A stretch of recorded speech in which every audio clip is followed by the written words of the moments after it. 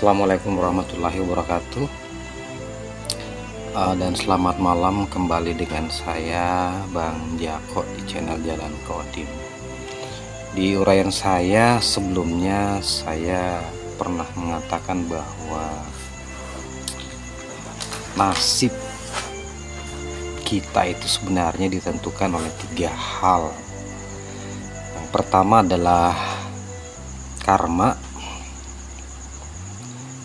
Itu kalau dalam bahasa agamanya itu adalah catatan Lauhul Mahfuz kita. Jadi ada sebuah catatan di Lauhul Mahfuz yang sebenarnya dimana catatan itu muncul dari apa yang kita lakukan di kehidupan sebelumnya, yaitu yang kemudian mewujud menjadi sebuah catatan, dan itu yang kemudian kita jalani di kehidupan kita saat ini. Jadi kita nggak bisa lepas dari itu. Makanya banyak ya yang bisa kadang meramal nasib seseorang, kemudian dia melihat garis tangan, oh dia akan begini-begini. Itu sebenarnya ada kaitannya dengan itu gitu. Jadi ada sebuah pola-pola tertentu yang ada beberapa orang bisa membacanya ya. Tapi ya apa namanya, makanya ada yang disebut garis tangan dan sebagainya ya. Ini itu sebenarnya terbentuk dari catatan Lauhul Mahfuz tadi. Nah itu. Kemudian yang kedua, itu ditentukan dengan ikhtiar kita. Jadi misalnya kita terlahir sebagai miskin ya, sebagai orang miskin, karena mungkin dari catatan karma kita kemudian membawa kita kepada situasi itu. Nah, tapi dalam kehidupan kita kemudian mencoba untuk berusaha semaksimal mungkin, kemudian memenuhi hukum-hukum dan syarat-syarat untuk kemudian kita bisa menjadi kaya. Akhirnya ya nasib kita dari miskin kemudian berubah jadi kaya. Jadi di situ ada sebuah ikhtiar yang dilakukan ya,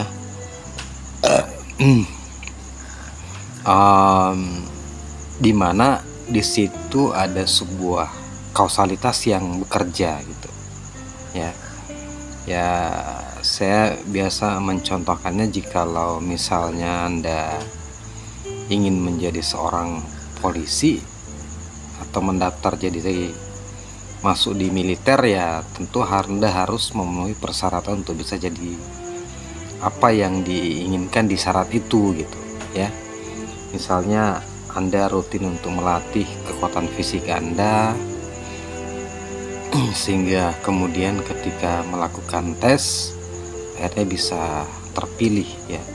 Jadi di situ ada sebuah ikhtiar yang dilakukan, dan kemudian dari ikhtiar itu kita bisa menyesuaikan dengan apa yang jadi persyaratan terkait dengan yang menjadi keinginan kita ya. Demikian pula mungkin seorang yang bercita-cita untuk jadi dokter ya, dia betul-betul belajar dan mengikuti aturannya bagaimana bisa menjadi seorang dokter ya. Ya tentu dia pada saat mendaftar di perguruan tinggi dia akan memilih jurusan kedokteran ya. Ya kalau dia memilih jurusan pertanian ya mungkin ya nggak bakal gitu ya. Jadi di situ ada sebuah kausalitas yang bekerja di situ, ada hukum-hukum di situ. Nah disitulah kemudian kita dituntut untuk memaksimalkan ikhtiar kita, dan itulah yang akan menentukan apakah kemudian kita bisa merubah apa yang sebelumnya menjadi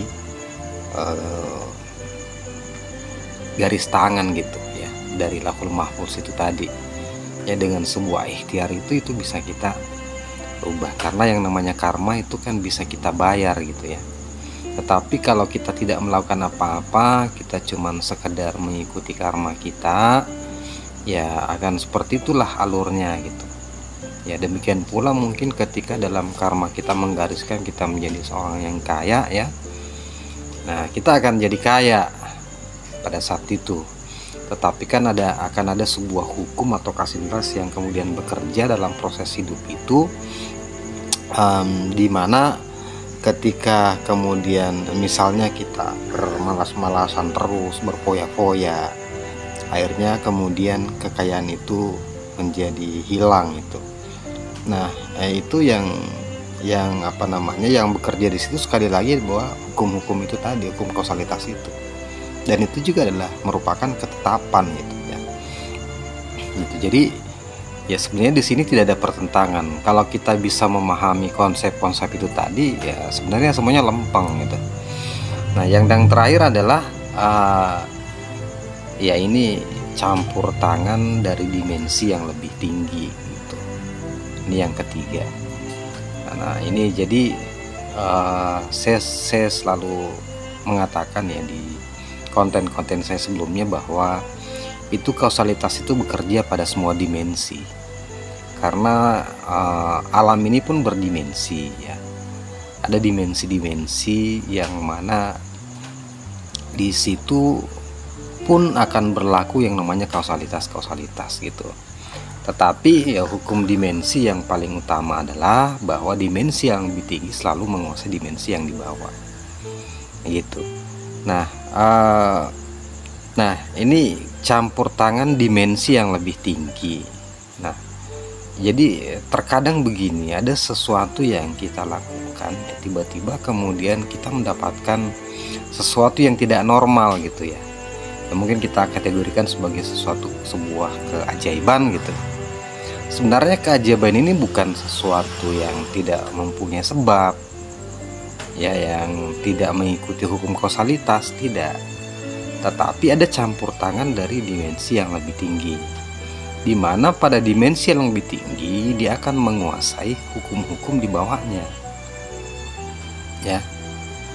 Nah, jadi ini yang yang butuh penjelasan yang sedikit sedikit khusus, karena di sini saya coba ulangi tadi bahwa itu kausalitas, semua dimensi memiliki kausalitas tersendiri. Itu yang pertama. Kemudian yang kedua, ya, dimensi yang lebih tinggi akan menguasai dimensi yang di bawahnya. Ya. Nah, ini contoh misalnya ketika ada sebuah ikhtiar yang dilakukan, ya, terkadang itu kemudian menyalahi aturan sebab akibat secara normal gitu. Nah, itu bisa terjadi karena ada intervensi dari dimensi yang lebih tinggi. Karena dimensi yang lebih tinggi itu menguasai dimensi yang di bawahnya, makanya kemudian dia bisa tanda kutip mengacaukan kausalitas yang ada di bawahnya. Itu contoh anunya ya. Ya misalnya seperti ini ya, kita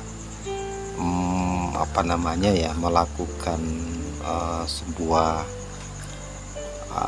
dalam proses tabrakan misalnya ya, di jalan raya, tiba-tiba kok kalau secara normal itu mestinya kan kita celaka gitu ya, tetapi ternyata faktanya kita tidak mengalami apa-apa ya. Ini kan seolah-olah bertentangan dengan kausalitas yang normal gitu. Nah, tapi sebenarnya di situ ada campur tangan dari dimensi yang lebih tinggi. Nah, dari dimensi yang lebih tinggi itu kan menguasai dimensi yang di bawahnya, sehingga kemudian hukum kausalitas yang bekerja di dimensi rendah itu diintervensi oleh dimensi yang di atasnya, sehingga kemudian proses sebab akibat itu seolah menjadi tidak normal gitu. Nah, itu. Nah,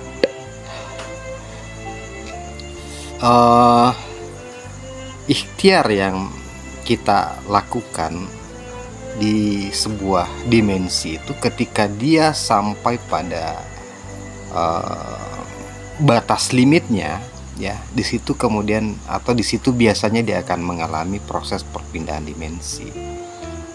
Makanya kalau biasanya ada yang disebut dengan manja dawajada ya, bersungguh-sungguhlah dalam mengejar sesuatu. Nah, itu biasanya kita akan mengalami proses kegagalan demi kegagalan ya. Nah, itu sebenarnya adalah upaya untuk memaksimalkan bagaimana kita sampai pada batas limit gitu. Nah, ketika sampai pada batas limitnya, di situ kemudian dimensi yang lebih di atasnya akan menurunkan sebuah sesuatu yang dalam tanda kutip sebagai campur tangannya gitu.